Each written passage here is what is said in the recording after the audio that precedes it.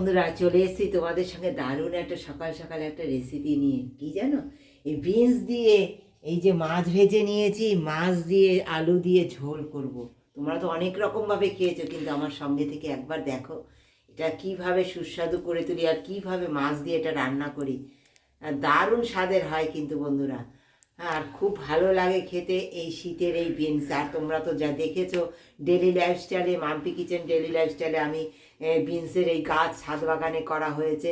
আর সেই ছাদে সুন্দর আমার এই বিনসগুলো হয়েছে, আমি সেখান থেকে তুলে এই বিনস ঝোল রান্না করব মাছ দিয়ে। দেখো সামান্য তেল দিয়ে দিয়েছি, তেলে দিয়ে দিচ্ছি কালো জিরে, সামান্য কালো জিরে দিয়ে দিলাম। প্রথমেই একটু নুন দিয়ে দেবো সামান্য, যাতে না ফোটে। এই দিয়ে দেবো আমি পেঁয়াজ, সামান্য ছোট্ট একটা পেঁয়াজ। হ্যাঁ, ছোট্ট একটা পেঁয়াজ দিয়েছি, সেটা গ্রেট করে নিয়েছি। এই পেঁয়াজের সুন্দর পেঁয়াজটা হালকা ভেজে নেবো প্রথমে। এটা দিয়ে দেবো।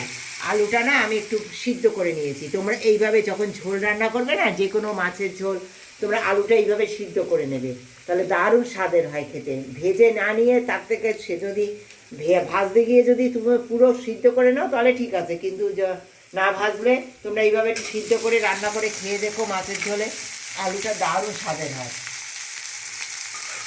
আর এইবারে আমি দিয়ে দেবো সামান্য একটা টিস্পুনের 1/4 টিস্পুন আদা বাটা, সামান্য ধনিয়া জিরা এই বা গুঁড়ো, সামান্য সামান্য একেবারে মানে হাফ টিস্পুন হবে ধনিয়া আর জিরে।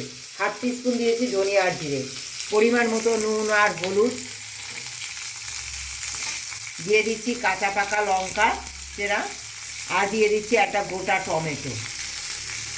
এই দিয়ে আমি সুন্দর মশলাটা কষাবো। দেখো বন্ধুরা, মশলা প্রায় অনেকটাই কষে গেছে। এবার আমি এই যে সিদ্ধ করে রেখেছিলাম যে আলুগুলো, সেই আলুগুলো দিয়ে একসঙ্গে আবার একটু কষিয়ে নেব। সুন্দর দেখো মশলা কষানো হয়ে গেছে। আমি আলু সিদ্ধ করে নিয়েছি, কিন্তু তোমরা দেখতে পাচ্ছ একটা আলুও ভাঙেনি। তোমরা এইভাবে করো, দারুণ স্বাদের হয়। এবার কী করবো বলতো, সুন্দর কষানো হয়ে গেছে সবজি দিয়ে আলু দিয়ে। এবার গরম জল দিয়ে দেবো।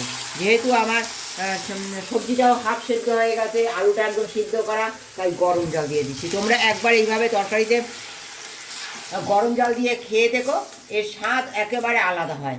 এর স্বাদ একেবারে আলাদা হবে, খুব স্বাদের হয়। আর দেখো জল ফুটলেই আমি দিয়ে দেবো এখন মাছ। আমি জ্যান্ত মাছ ভেজে নিয়েছি, তোমরা দেখো খলসে মাছ এই যে ভেজে নিয়েছি। তোমরা যে কোনো মাছ দিতে পারো, আমি জ্যান্ত মাছ পেয়েছি, আমি জ্যান্ত মাছ দিয়ে ঝোল করব। এই যে বড় বড় খলসে মাছ এই দিয়ে আমি ঝোল করব। বন্ধুরা, একদম রেডি হয়ে গেছে আমার বিনস দিয়ে মাছ দিয়ে আলু দিয়ে ঝোলের রেসিপি। আর নামাবার আগে আমি দিয়ে দেবো এই যে স্বাদের জন্য একটু ধনে পাতা কুচি। হ্যাঁ, তোমরা আরও অনেক করে বেশি করে ধনে পাতা দিতে পারো, কিন্তু আমি অল্প দেব, যেহেতু আমার বৌমার কোলে ছোট বাচ্চা, অনেক বেশি ধনে পাতা খেলে যদি তার গ্যাস হয় বা বাচ্চার, তাই জন্য আমি অল্প দিচ্ছি। তোমরা বেশি দিলেও আরও বেশি সুস্বাদু হবে। আমি সার্ভ করার সময় আবার আর একটু দিয়ে দেবো। তোমাদের কেমন লাগলো আমার এই রেসিপি? যদি ভালো লাগে একবার এই শীতে ট্রাই করো। আর বন্ধু হয়ে পাশে থেকো, একটা লাইক দিয়ে কমেন্ট দিয়ে, বন্ধু হয়ে পাশে থেকে একটা লাইক দিয়ে কমেন্ট দিয়ে সকলে জানিও যে তোমরা তোমাদের কেমন লেগেছে আমার এই রেসিপি। আর যারা নতুন বন্ধু সকলে সাবস্ক্রাইব করে দিও, যারা এখনও সাবস্ক্রাইব করোনি।